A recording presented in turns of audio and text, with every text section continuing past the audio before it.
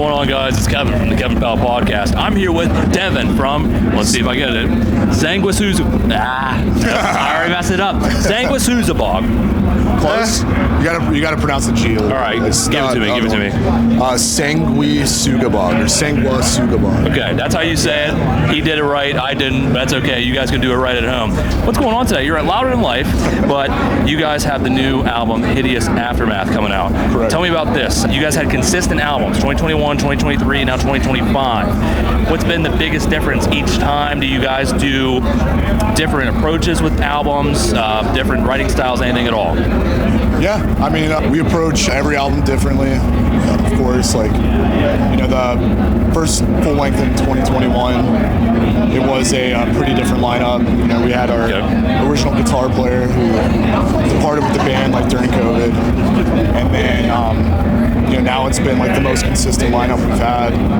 4 friends, and it's cool because we known each other for so long. The first record with that lineup in 2023, it was more so like not trying to rewrite anything, but show people that, hey, even with a new group of members, like, we can still deliver music that's like just as brutal, just as sick. Really stoked on that record. With this one, I think the last record, try to like kind of push the envelope and show people like a little taste of like bands that influence us and music that influences us, like our own spin on it. And then like this record, we want to take that envelope and just throw it and try to just show like music that actually just comes from us and not, more so like, hey, this sounds like this sounds like that. And it's been cool. We were self-produced, like everything up leading to this point, to have like an engineer and like an extra year to tell us like, your ideas are cool, was awesome. Because otherwise we would have just like, rehashed a bunch of stuff, rewrite a bunch of stuff. It wouldn't have got done. And who was this producer? Kurt Ballou. Love Kurt Ballou. Converge. Yeah. We're all huge Converge fans. Now, you guys played at Sonic Temple earlier this year, correct? Yeah. And we watched you, and it sounded amazing. And man, you guys have a killer sound live. So with that, how do you approach festivals like this? How do you get in the headspace? What's different from like a club show to a festival? Coolest thing about the festivals is like it's people from all walks of life. Yeah. So like you have your people that strictly only listen to bands that they hear on the radio or that they hear like on some like online app. It's like mostly like commercialized like music, and like that's fine. But if you can win them, if you can get them in the pit and stuff, it's really cool. And also another cool thing about festivals is just so many people. Yeah. And it's just like it's really hard to get stage fright when you just have one mode. You have to do it. You can't back out. So it's like you might as well just like go balls to the wall and like take your personality up like another 10%. Okay. Show out for them. So there are fans who watch and listen to this, but there's also musicians who watch and listen to this. Yeah. So put us in your shoes of, okay, this is our first festival, and this isn't, but let's just say it is. How do you approach that differently? Anything at all? Or what was your experience hitting a festival the size of Incarceration, Sonic Temple, Louder Than Life, anything? I would just, try to take what you would normally do, like if you were playing on the floor or just playing like a 200 cap room, and just take it up like some more notches. But you also got to be afraid of that in some kind of way, because like our shows do get pretty rowdy, and you don't want someone to like crack their head on pavement, right?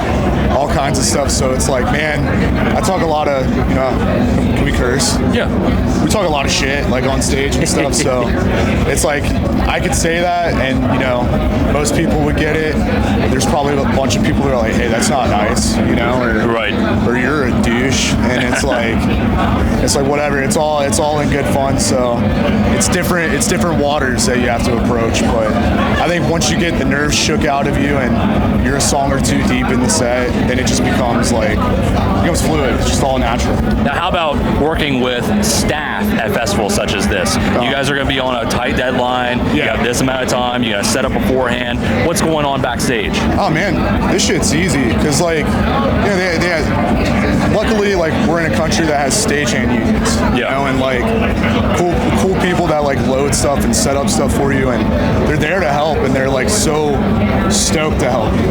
And it's really don't have to lift much of a finger. And then catering's just over there, you know. Yeah. They feed us, and we get to hang out, kick it with bands that we look up to, kick it with homies. It's that's one of the perks, you know. That's awesome. Yeah, and it's cool because it's most of the stage, you know, everyone that's in that kind of realm of work, they're music fans. So we run into a lot of fans that are there for work and take pictures with them and hang with them. Maybe smoke a joint if that's fine. But yeah, so.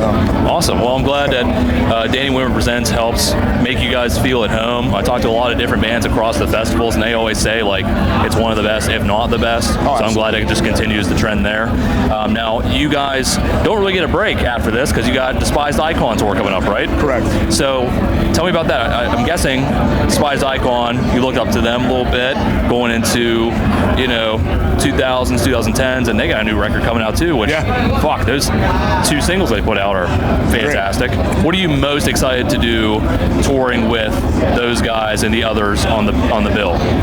Yeah, man, it's really cool to be, taking out a band that I was obsessing over when I was first getting into heavy music, and seeing them a bunch. Never would have thought. Back then, I used to just think man, it'd be cool one day to play a show with them. Now we're going to be road dogs together, and it's cool, dude. I actually got to shoot the shit with them when they were on their tour with Dying Fetus and the Acacia Strain, and they're all really chill and they know their stuff because I'm one of those I'm a death metal dork, man. I listen literally to the same bands all the time, and it's I'm really so picky about new bands, and they are too. A lot of these people that have been in bands for so long, especially when it's heavy music, they're purists of the genre, and those guys stand to that as well. And then another, touring with Defeated Sanity is it's a really big deal for me personally because my old band, our first show that we ever played was opening up for them, and they're so kick-ass, and I want to bring them around crowds that have never been exposed to them before and give them their spotlight. And then Corpse Pile, man, they're a young group, but they're really killing it. And we got a bunch of cool support bands. Actually was able to talk to guys into playing our Chicago show. Nice. Yeah, man, I got their logo tattooed on. Oh, so nice. So it's a really big deal for me, and and it's cool to do that and push the new record at the same time and open up. Next year is going to be another really crazy busy year for us. Busy, but busy good. Yeah, absolutely. It kind of gets boring when you're not doing anything, and you're like, shit, I got to get back to the real world. And this year was our most chill year in 4 years. Yeah. And we kind of needed it. I got married back in April, and congrats. Thanks, man.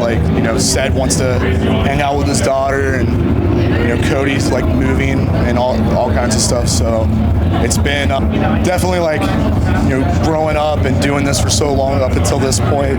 It's you do appreciate the time home more. But if I am home more than a week, just doing the home stuff, I'm what am I doing? Going crazy, yeah. It'll be there's leaves on the ground, but I was I better mow some lawns or get off my ass. I feel you. As a vocalist, what do you do to warm up pre-show? Really, I like to go to the gym before we play, and then I'll listen. I put our set list together on my phone, have it in my ears, and a couple minutes before we go on, I'll just go over a couple bars and just see if my voice is warmed up. And, because it's crazy because rehearsals, it'll be man, am I sounding like this? And then I'm like, shit, I haven't done vocals in a couple weeks. And then it somehow, dude, I think it's the just anticipation, and you're just out there that you're just able to push yourself even further and further. It's it's like the adrenaline. Yeah. Okay. Yeah. So yeah, man. Like just go over a couple bars and get a good workout, get the endorphins warmed up, do some cardio, and then belt it out. And if I sound like shit, then I'll just beat myself up about it for a week. So we talk about working out. I like lifting. People that watch us like lifting. What's the split? The split right now is it's usually like a primary antagonist. So it's like if I'm gonna hit chest, I'm gonna hit back. But it's weird. Classic. Weird. Yeah. Right now it's actually chest and buys, and then it's I do a quad heavy day for legs, and then I'll hit full legs later in the week.